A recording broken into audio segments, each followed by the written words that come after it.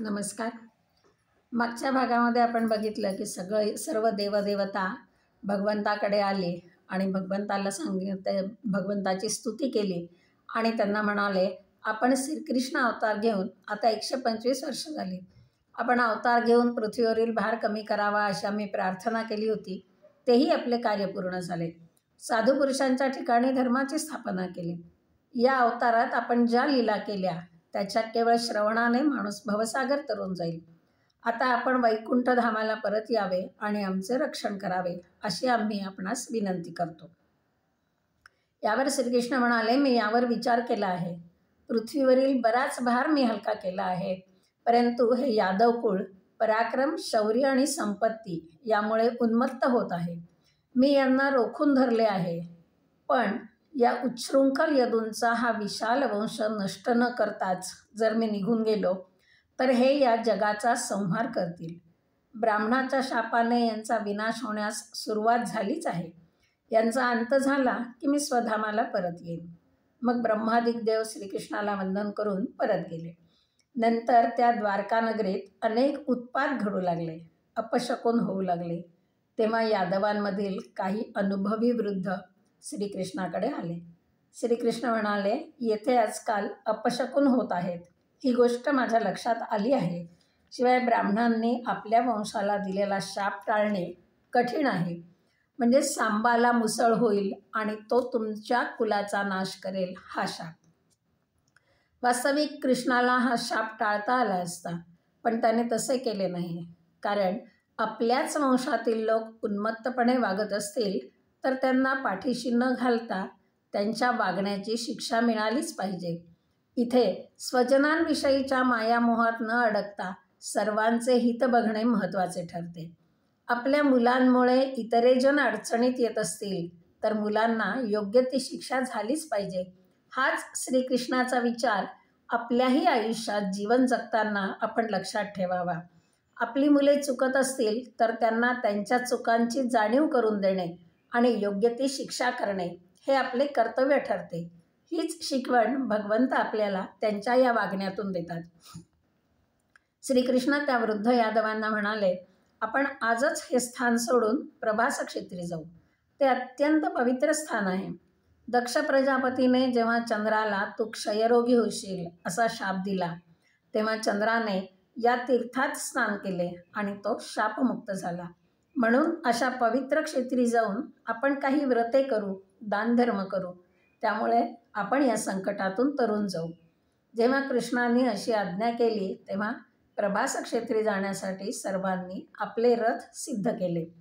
ही सर्व तयारी पाहून श्रीकृष्णाचा भक्त असलेल्या उद्धवाला मात्र शंका आली आणि तो कृष्णाला भेटण्यासाठी गेला.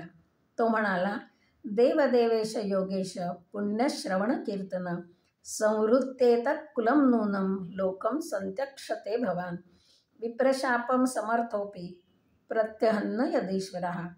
हे योगेश्वरा, देवाधिदेवा, आपल्या लीलांचे श्रवण करणे, कीर्तन करणे हे पुण्यकारक आहे.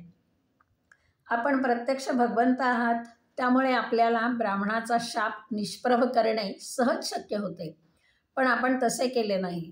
म्हणजे आपण आता यदुवंशाचा संहार करून हा लोक सोडणार हे निश्चित आहे. पण मी आपला परमभक्त आहे. मी आपणास क्षणभरही सोडू शकत नाही. तुम्ही मला तुमच्या बरोबरच तुमच्या धामाला घेऊन चला.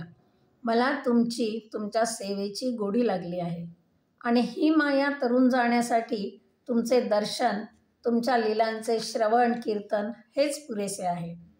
त्यावर भगवंत म्हणतात, उद्धवा, तू बरोबर ओळखलेस. हेच आमच्या मनात आहे. या पृथ्वीवर देवतांचे जे काम होते ते मी पूर्ण केले आहे. ब्रह्मदेवाने प्रार्थना केल्यावरून मी येथे अवतीर्ण झालो होतो. ब्राह्मणाच्या शापाने आधीच भ्रष्ट झालेला हा यदुवंश आता आपसात युद्ध करून नष्ट होऊन जाईल. आजपासून 7व्या दिवशी ही द्वारका समुद्रात बुडून जाईल. ज्यावेळी मी या पृथ्वीचा त्याग करेल तेव्हा कलीचा प्रभाव वाढेल. लोक धर्माविरुद्ध वर्तन करतील. येथील मांगल्य नष्ट होईल. तू मात्र इथे राहू नकोस. माझे चिंतन करीत या पृथ्वीवर भ्रमण करीत राहा.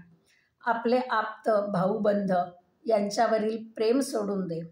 मन माझ्या ठायी दृढ कर. म्हणजे तुला आत्मसाक्षात्कार होईल. गुणदोषांच्या पलीकडे तू जाशील. सर्व प्राणीमात्रांचा मित्र होशील.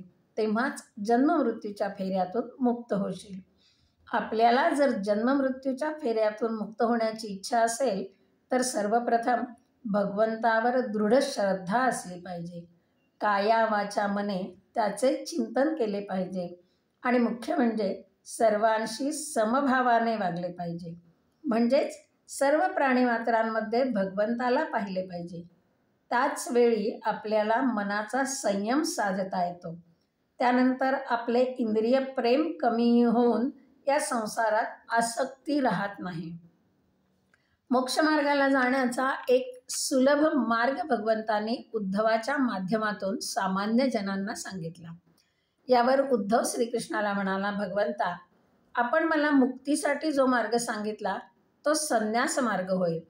पण सामान्य लोक विषय वासनेतच गुरफटलेले असतात. त्यांना विषयभोगांचा त्याग सहजपणे करता येत नाही. मी पण यांच्यापेक्षा वेगळा नाही. म्हणून मला आपण योग्य मार्गदर्शन करा. मी तुम्हाला शरण आलो आहे.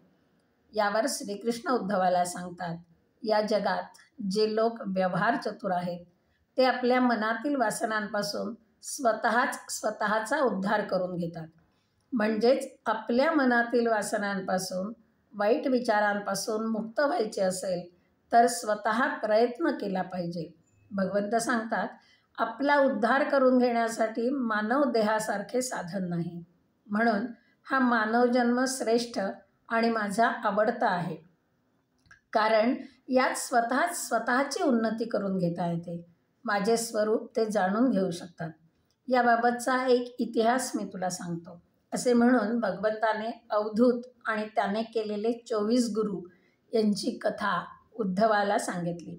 यदुराजाने एका अवधूताला पाहिले. तो तरुण होता. त्याने सर्व संग परित्याग केला होता. तो विरक्त होता.